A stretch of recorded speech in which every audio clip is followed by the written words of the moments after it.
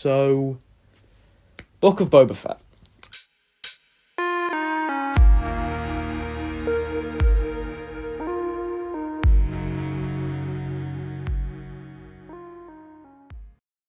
I am a fucking huge Star Wars fan, and we've had a year without Star Wars. We had a whole year where there was just nothing.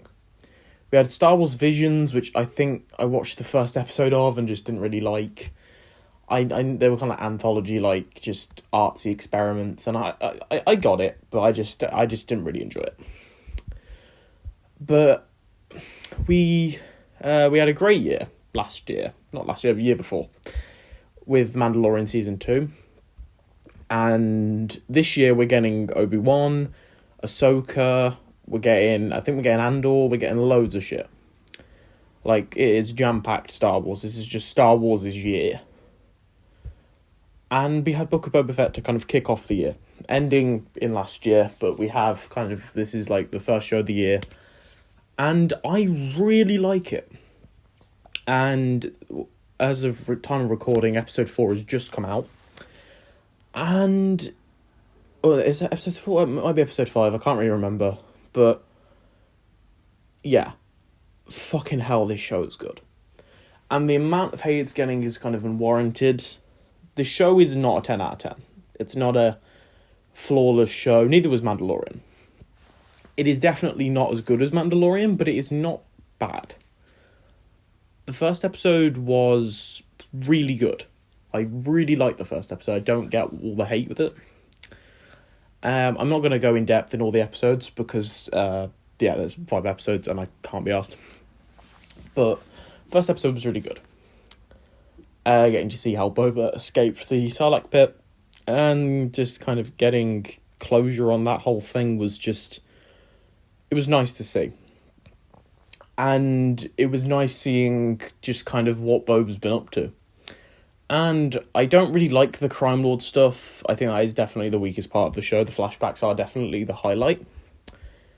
But you know what? I think there it's it is passable. Like, it's not... It can... You can watch it and enjoy it. So the first episode was really good. Second episode was really good as well. Third episode was kind of where the show started to dwindle a bit. And a lot of people kind of switched off from there. And a lot of hate came about it because of the, and I quote, Power Ranger biker gang. And I just thought that was really unwarranted. Yeah, they're a dumb design and it's just kind of dumb. And it's childish. And yeah, it's crap designs and there was a pointless chase scene. But you've got to pad out for filler. And as much as this show doesn't want to be the Star Wars filler show, it is. This show is just padding for Obi-Wan Kenobi. And it is padding for Mandalorian Season 3. It just is. As much as we've wanted a Boba Fett show for decades now, Boba Fett, he was an underdeveloped character in the original trilogy. He was an underdeveloped character in the prequels. He's an underdeveloped character here. And it's nice getting to see him with some depth and getting to see him kind of change a bit. And a lot of Star Wars fans, I feel are missing the point of this show, which is Boba Fett is no longer a badass bounty hunter. He has lost his entire reputation because he's been dead for fucking 6 years. I think it's 6 years. He has disappeared and he's trying to get his reputation back. No one respects him anymore. And that's the whole point of the show. And the whole point is Boba's changing. Boba is changing as a person. He is more sympathetic. He's leaning more into his sympathetic side that was shown in Clone Wars. And I like that. I like that he's finally given up on trying to be something he's not, which is just, doesn't care, bounty hunter. He gives a shit. Gives a shit about people. Gives a shit about animals. Gives a shit about, people that he works for. Or the people that work for him. The animals thing is quite funny, because that has just spawned a bunch of memes, but I cannot wait to see him ride a fucking Rancor. That will be awesome. Also, Tamora Morrison is probably the best portrayal we've seen from him. Jango Fett was alright. I did like him as Django. I liked him in Mandalorian season 2, but I think this is probably the best we've seen of him. I don't know. I hate that people are kind of coming out and saying, "Oh, Boba isn't fighting enough. He isn't shooting people enough. He isn't doing enough," and it's kind of like, I get that in Mandalorian season 2 he had a big fucking intro, which was he got his armor back and he just went fucking apeshit. But I kind of am thinking to myself, like, watching that episode, or like, looking back on it, that was Boba coming back into himself and with, like, the last bit of energy he had left of the old Boba. And now he's kind of chilled, and he isn't doing much, and I like that. I like that he's just chilled. And I like that he's kind of just taking a backseat. And also, Tamara Morrison's like 60. He's not going to be doing all the stunts. I know that, like, yeah, you can put other people in the suit, but yeah, we're not going to do that. I know Tamara Morrison was pissed off that they were kind of making him talk too much, which I think is just bullshit. It's a Boba Fett show. What do you want? And I hate that people are constantly looking back at Legends with the, like, Legend Boba Fett.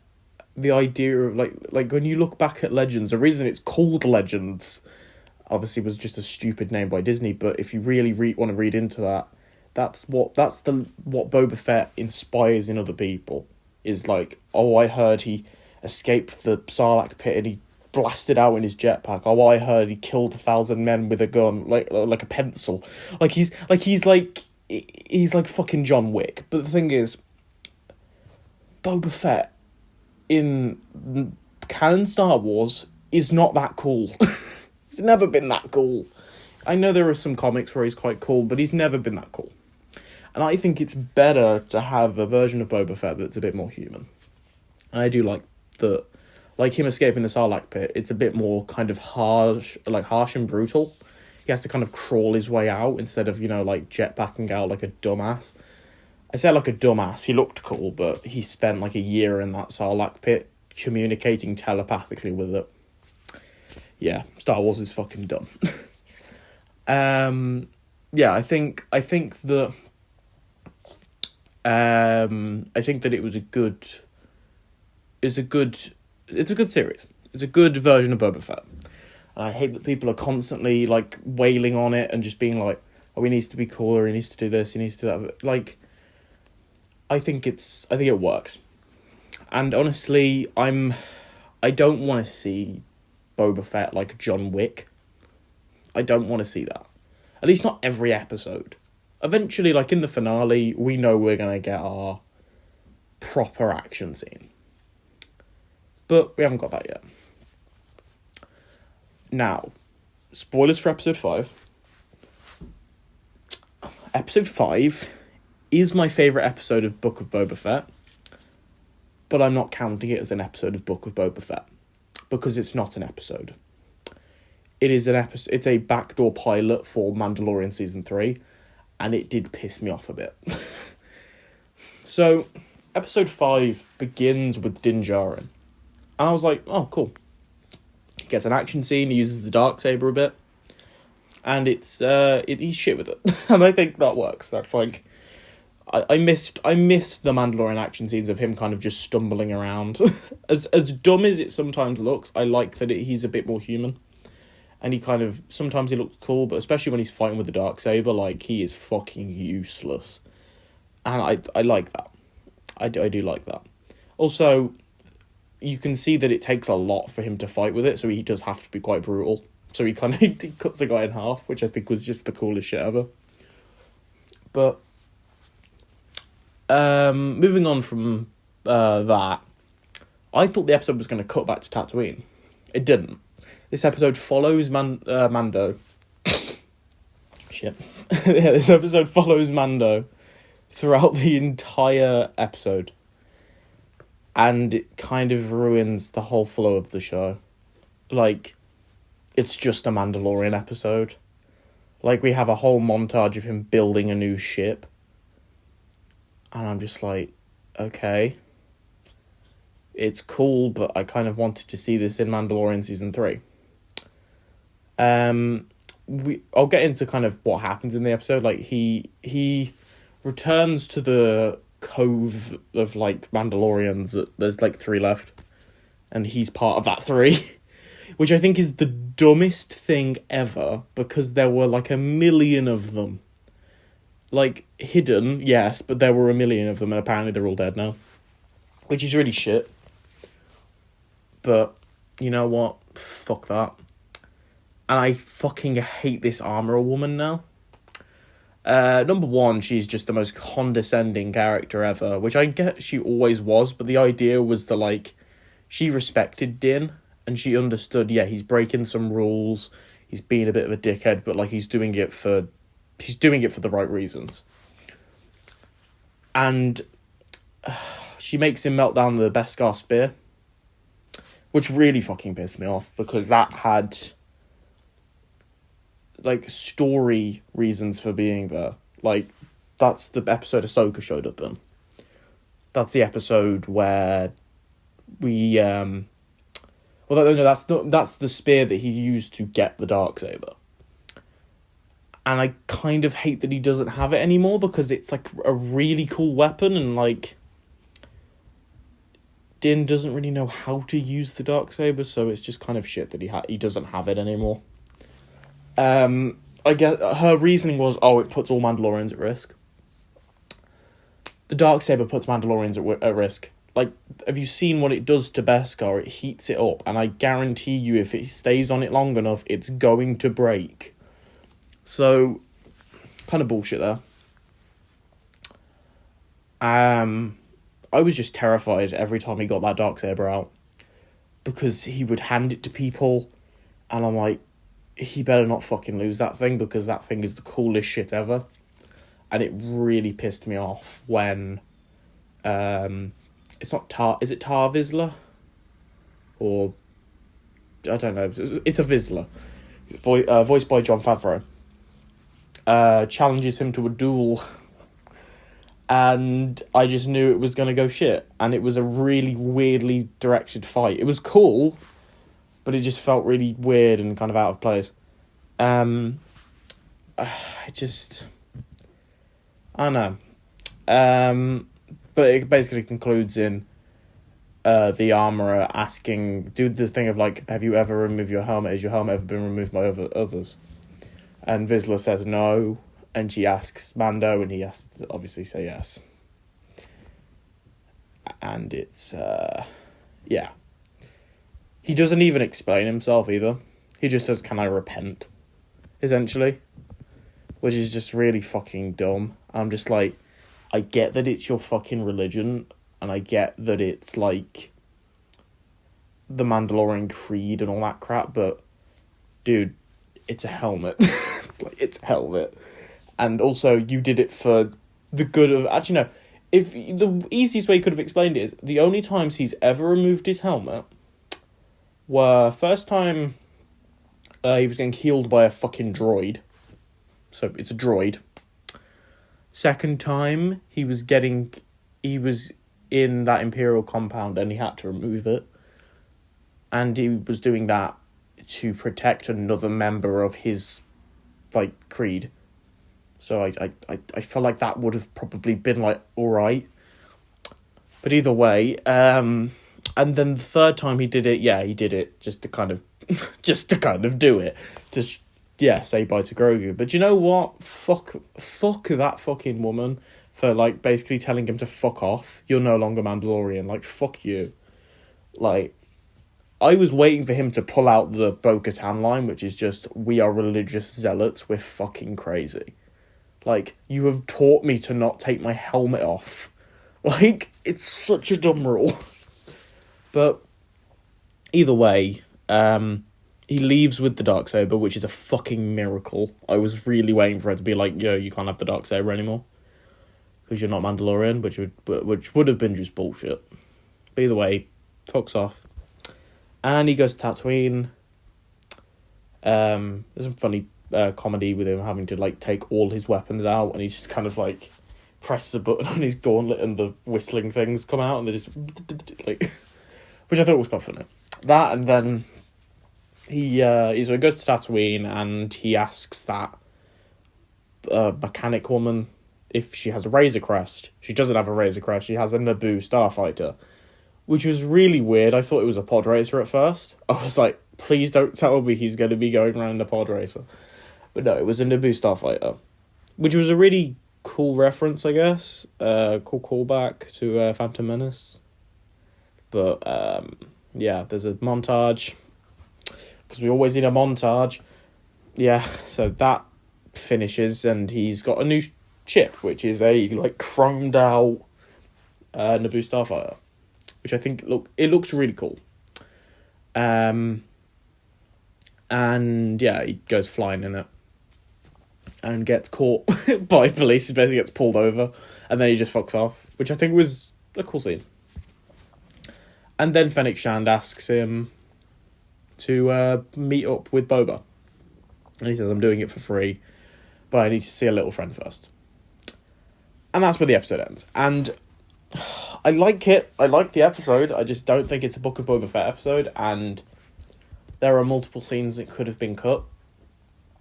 Like the training montage. There's a training montage with... well, not a montage, but a training scene right before the duel with the Armourer and Din fighting with the Darksaber. And it's just kind of to remind the audience that watched Clone Wars, like, oh yeah, it's heavy, because the Darksaber's heavy, which is weird. I assume all lightsabers are heavy then, which really I love when ever you watch people who know how to fight with swords and stuff. And they're like, why did they have to do such big swings with lightsabers? Like, they're made of light.